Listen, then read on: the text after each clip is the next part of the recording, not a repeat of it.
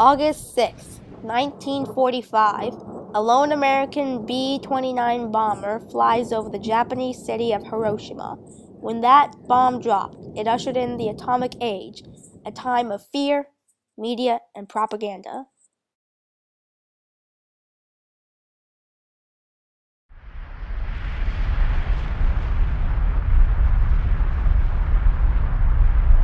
World War II had now been going on for 6 long years.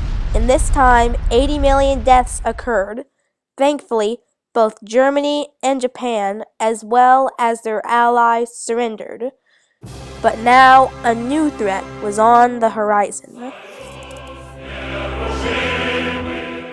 After the surrender of Japan and Germany, there were vast amounts of land ripe for the taking. In this time, the Soviet Union greatly expanded her borders, making it the largest country land-wise and a great threat to the West. Because of this race to grab land, old tensions between the Russians and the Americans were renewed. Both superpowers rushed to spread their influence and block that of the other. This chilly atmosphere between recent allies eventually spawned the Cold War.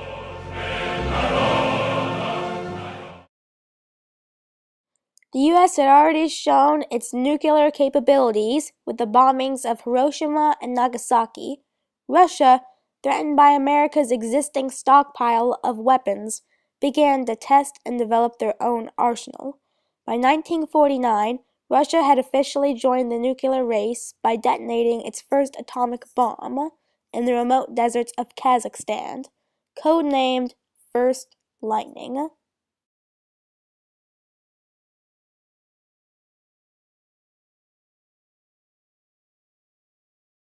There was a turtle by the name of Bert, and Bert the turtle was very alert. When danger threatened him, he never got hurt. He knew just what to do. He ducked and cover, ducked and cover. He did what we all must learn to do. You and you and you and you, duck and cover. Be sure and remember what Bert the Turtle just did, friends, because every one of us must remember to do the same thing. That's what this film is all about. Duck and cover. This is an official civil... As tensions grew, the Soviets and the Americans knew that a conventional war could not happen without both sides being obliterated.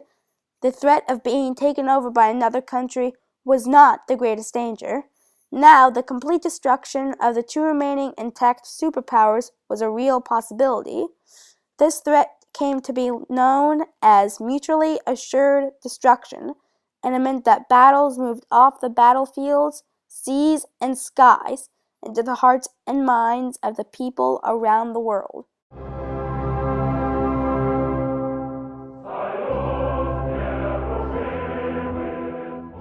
As the United States and the Soviet Union squared off, both tried to fill the vacuum of leadership in Western Europe by spreading their influence and blocking the influence of the other. The Russians mounted a massive propaganda campaigns to romanticize the wholesomeness, productive lives of the communist people.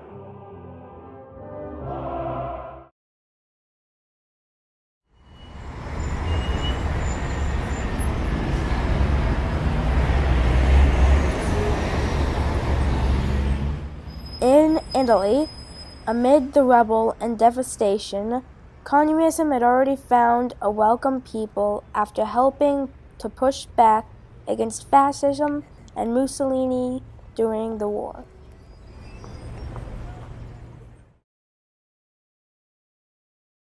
It looked like the communists were going to win the 1948 election. America thought that if the Christian Democratic Party lost, it would not only lose Italy, but cause a domino effect across all of Western Europe. The newly founded CIA was tapped to manipulate the election process with money and propaganda, such as the 40 million posters, anti-communist movies, and even the Pope, who stepped in to support the Democratic candidates.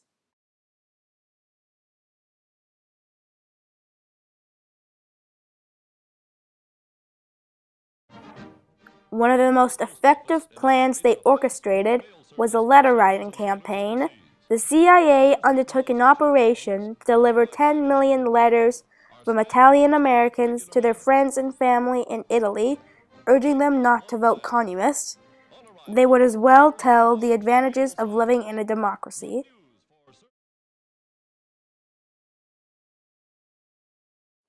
The Democratic Party was elected, cementing American power and influence in Italy and the role of the CIA in covert government operations. By exploring a wide range of propaganda and other forms of manipulation, the United States gained another important foothold in Western Europe. Both the United States and the Russians honed those skills for further use in the Cold War.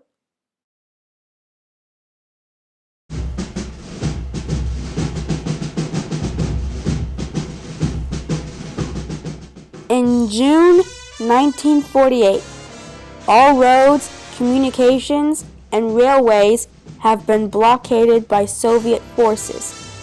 Western powers are in a pickle. West Berlin is a key foothold in East Germany, but if they stay, all 2 million inhabitants will starve. American solution? The Berlin airlift. At the time, it was a laughable plan. Airlifting supplies to feed 2 million people every day, especially in winter, seemed preposterous. With American, South African, British, Australian, and New Zealand Air Force support, Berlin hung on. Both the US and the Soviets had more at stake than the lives of West Berlin. The standoff would be another critical strategic win or loss. America would prove that it could pull off the impossible and win the loyalty of the forces in Germany.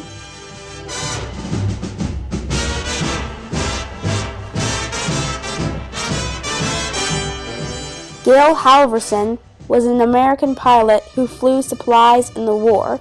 When he was assigned to the Berlin airlift, he was used to seeing the poor children there, so one day he decided to say hi. When he greeted them, he wanted to give them something, but all he had were 2 sticks of gum, so he hatched a plan. That night, he fashioned tiny parachutes out of handkerchiefs to carry candy, chocolate, and gum down to the kids. He called them candy bombs. He instantly became a hit. His candy bombing spread to other pilots. Eventually, hundreds of parachutes were being dropped. One day, one of the parachutes fell next to a reporter and the story went global.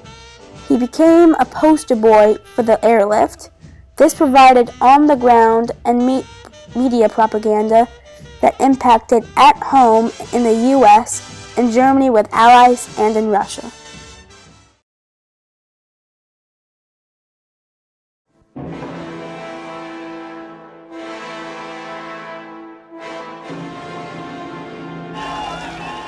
The lessons learned through the exploration, encounter, and exchange of propaganda radiated out into many facets of foreign relationships well beyond our Cold War with the Soviet Union. The Cold War played out over the next 45 years until the Soviet Union fell. Mutually assured destruction and nuclear stockpiling continued an uneasy peace between America and Russia that lasts even to this day.